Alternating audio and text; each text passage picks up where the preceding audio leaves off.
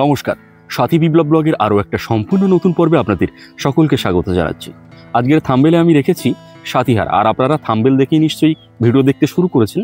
আজকের গোটা ভিডিওটায় সাথীকে আপনারা দেখতেই পাবেন না, কারণ আমি আজকের আছি বিদ্যাধরপুরে আমার সেই মফস্বলের বাড়িটাতে।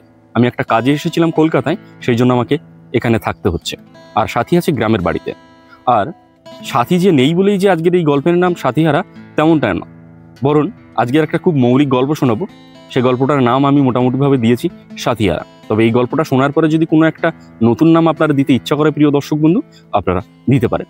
তো চলুন শুরু করি গল্প সাথীহারা। পৃথিবীর বেশিরভাগ মিষ্টি প্রেমের গল্পগুলো স্কুল বেঞ্চে লিখে রাখা নাম থেকে শুরু হয়েছে।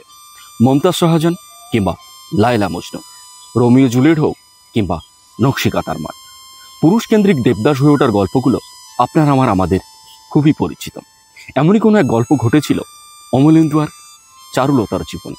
তাদের সেই ছোটবেলার প্রেম, ছোটবেলা থেকে স্কুল লাইফ, কলেজ লাইফ পেয়ে অনেকটা বছর কেটে গেছিল তাদের সেই প্রেমের সম্পর্ক।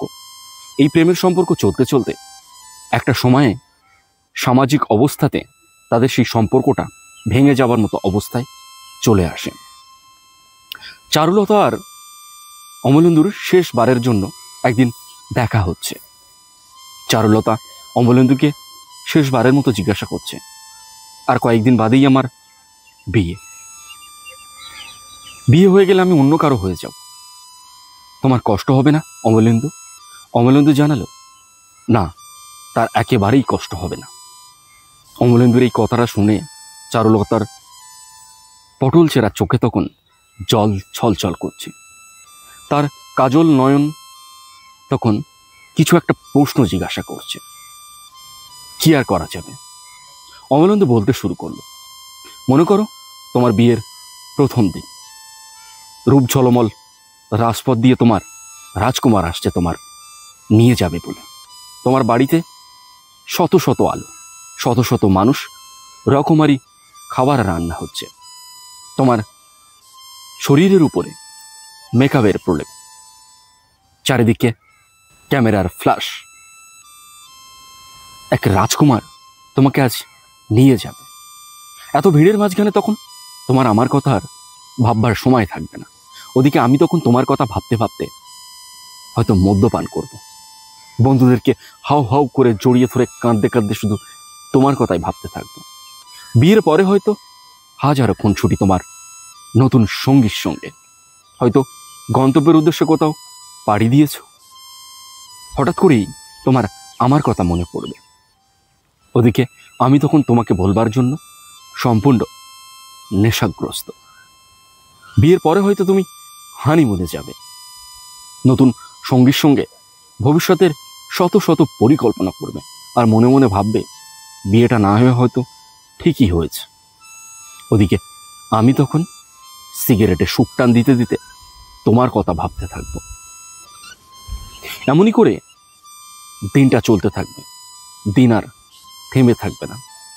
একটা সময় এমন আসবে, তুমি তখন কোনো এক বাড়ির সংসারী মহিলা, আর আমি তখন জীবনটা সম্পূর্ণরূপে ছন্নছাড়া হয়ে গেছি।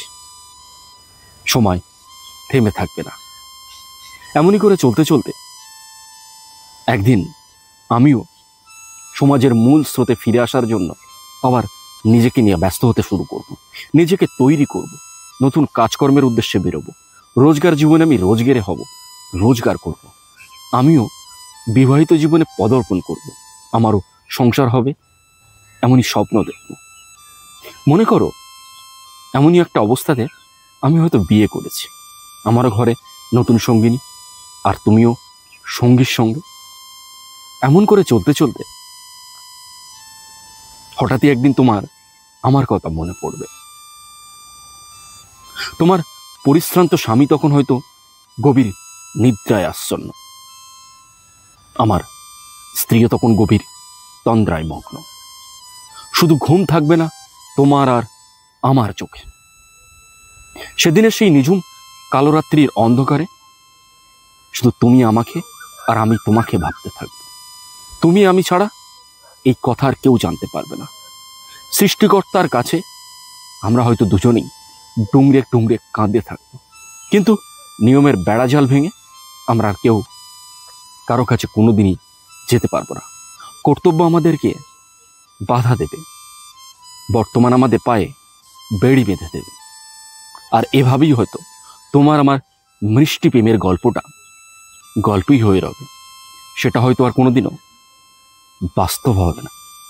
আজ প্রথমবারের জন্য মনে হচ্ছে চারুলতা, তুমি কোন নাম না জানা গলির, নাম না জানা দেশের, নাম না জানা ঠিকানার বাসিন্দা।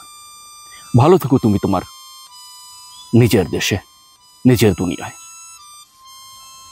যদি জীবনে কখনো দেখা হয়, হাসি মুখে কথা বলবো তোমার সঙ্গে।